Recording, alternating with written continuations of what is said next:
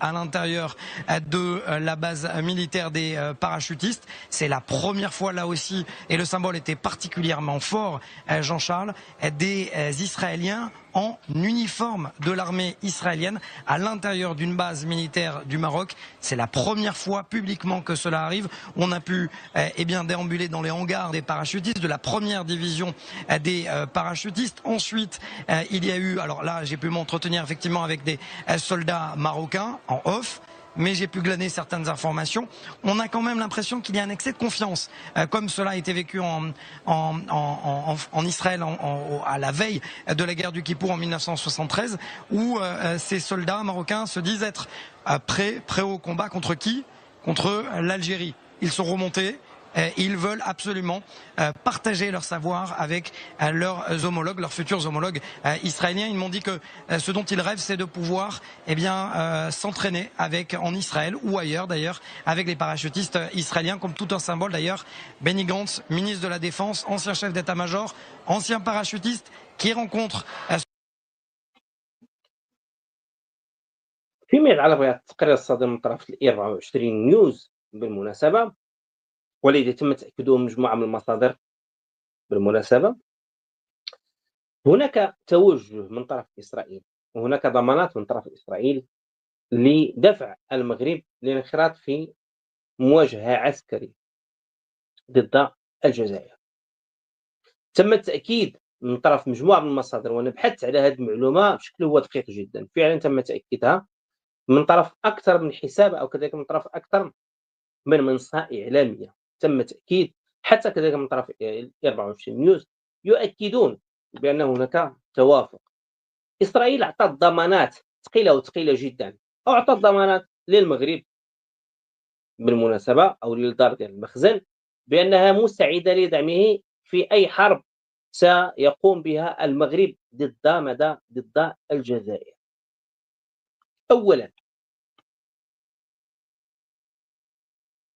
المسألة هي ذات الأهمية ما يتعلق بهذا التوافق العسكري ما بين طرفين، خاصة في سياق أن الكيان الصهيوني يعيش حالة ديال الانتكاسة. الكيان الصهيوني على المستوى العسكري يعيش هزائم اللي هي متتالية، كذلك يواجه محاصرة اللي هي كبيرة جدا، ثم يعتبر بأنه كذلك جيش اللي هو منبوذ، يعتبر كذلك بأنه كذلك جيش اللي هو ضعيف لا يستطيع مواجهة محور المقاومة على رأسهم كذلك إيران. لماذا ستقوم إسرائيل بإعطاء ضمانات للمغرب وهي فشلت في مواجهة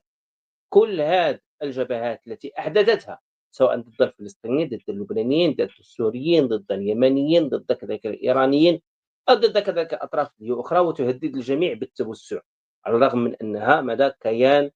وظيفي أمريكي داخل المنطقة. تعطي ضمانات إلى المغرب مباشرة بأنها مستعدة لدعمه في مواجهة الجزائر. هذا الشيء تقول الصحف العبرية 24 نيوز بالمناسبة الداعمة المخزن، تقول بأنه الأمر هو بأن هناك دعم مباشر وصريح. هل يستطيع حقيقة اليوم المخزن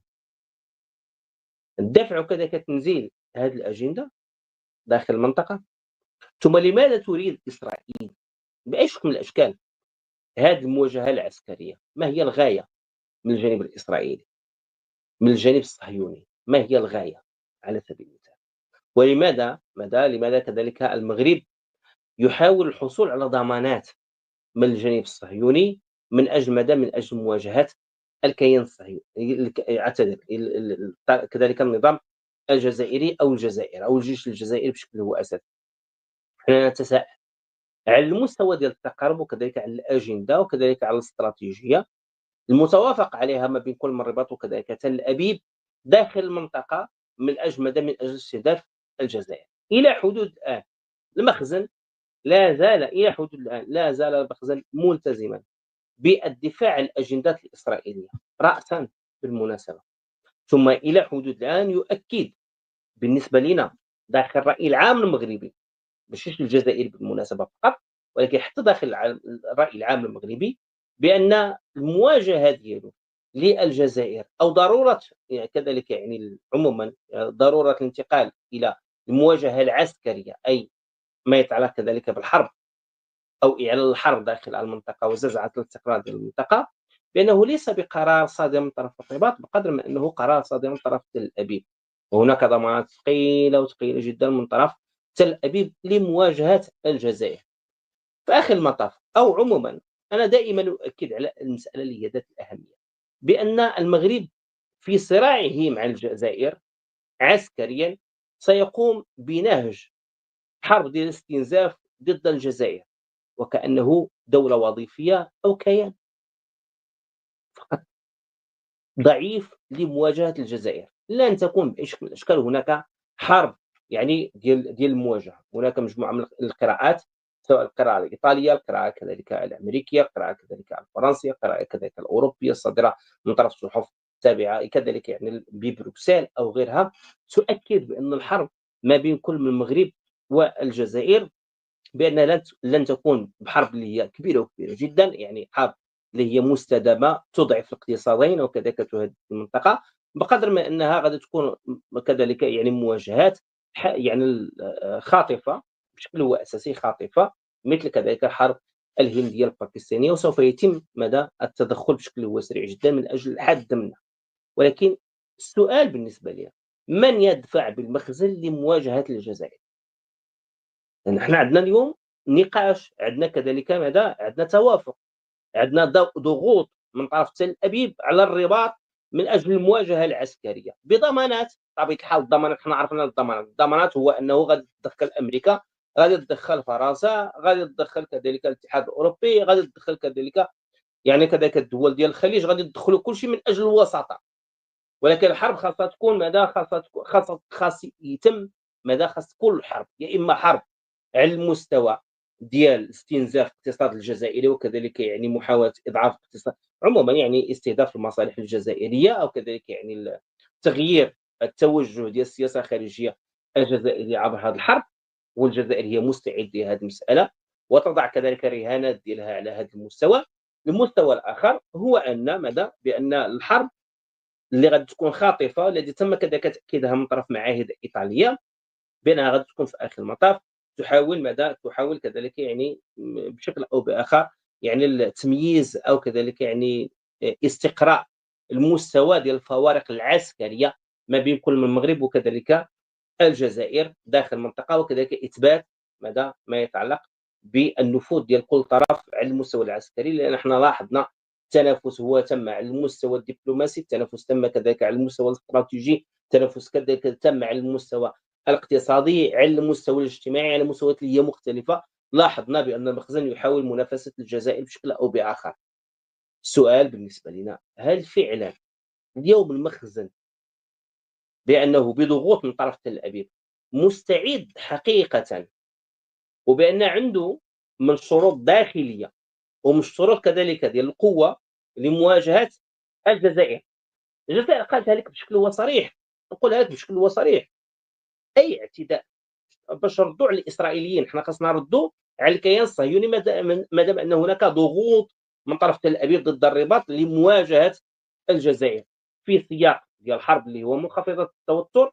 أو كذلك في حرب اللي هي ماذا ديال استنزاف سيخوضها المخزن ضد الجزائر في محاولة إلى إضعافها، ما تيهمناش، ولكن خلينا نتحدثوا بشكل هو صريح حاليًا، هل يتوفر المخزن على المستوى العسكري، على المستوى الاقتصادي، على المستويات اللي هي أخرى، هل كذلك حتى الضمانات اللي هو تحدثت عليها إسرائيل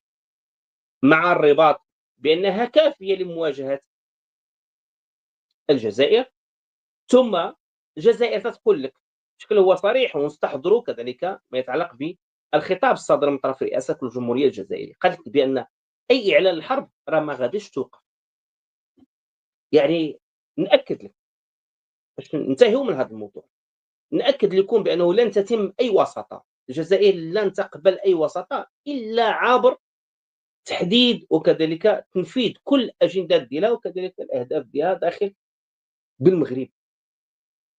في علاقتها مع المخزن كنظام وحتى كذلك يعني في التوجه عموما. هي الجزائر ليست بدولة توسعية، نعتبر بأنها في تحقيق كذلك الأهداف ديالها السياسية بالمغرب، ما غاديش تحبس الجزائر وما غاديش تقبل الوساطة، والدليل على هذه المسألة هو أن الجزائر منذ اندلاع هذه الأزمة سنة 2021 إلى حدود الآن رفضت كل الوساطات، حتى من طرف الدول اللي عندها علاقات خاصة مع الجزائر، رفضت رفضًا باتا أي وساطة وكذلك أي إعادة للعلاقات مع المغرب، تدخلت فيها ليس فقط الدول بل حتى المنظمات الإقليمية تدخلت فيها، بل حتى كذلك ما يتعلق يعني بوساطة حتى الأممية تدخلات، وحتى أمريكا، ولم تستطع دفع الجزائر إلى التفاوض وكذلك إلى التراجع على الموقف ديالها أو القراءة ديالها من السلوكيات ديال المخزن بالمناسبة. تنظر لهذا الملف اليوم على أن إسرائيل تحاول خلط الأوراق داخل منطقة شمال إفريقيا، إسرائيل تتخوف من النفوذ الجزائري البارز داخل المنطقة، إسرائيل تحاول توظيف المغرب داخل المنطقة من أجل تشتيت التركيز أو إضعاف النفوذ الجزائري عبر ماذا؟ عبر إعلان ديال الحرب، وتحملوا نتوما في آخر المطاف المسؤولية، وغادي تكون فيه تبعات بطبيعة الحال وتداعيات داخل المنطقة في آخر المطاف، وإسرائيل بطبيعة الحال غادي تكون هي المستفيد الوحيد من هذا التوجه، من المستفيد الوحيد من التوجه كذلك من يعني من الانتحار ديال المخزن في مواجهة، وكذلك هذا القرار الانتحاري ديال المخزن في مواجهة الجزائر. تحياتي للإخوة والأخوات، ما تنسوش دائما يعطينا إعجاب وكذلك يعطينا الابتسامات ديالكم حول المواضيع المختلفة، بالإضافة كذلك مشاركة الحلقة مع الأصدقاء، والسلام عليكم.